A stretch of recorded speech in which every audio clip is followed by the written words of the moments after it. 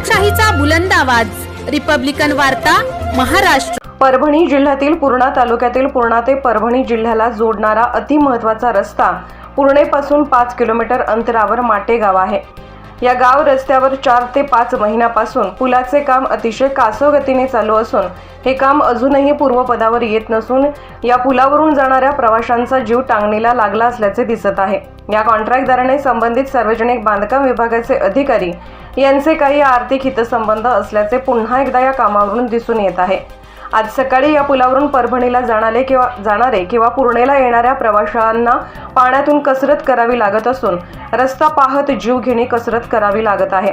या संबंधित गंगाखेड विधानसभा मतदारसंघातील कार्यसम्राट, कर्तव्यदक्ष, कार्यप्रिय मतदारसंघातल्या प्रत्येक अडचणीचा प्रत्यक्ष आढावा घेणारे आमदार डॉक्टर रत्नाकर गुट्टे हे या प्रकरणाकडे लक्ष देऊन कॉन्ट्रॅक्टर सार्वजनिक बांधकाम विभागाच्या अधिकाऱ्यांकडे लक्ष देऊन हे काम पूर्ण करून घेतील का अशी अपेक्षा पूर्णा तालुक्यातील जनतेला आहे।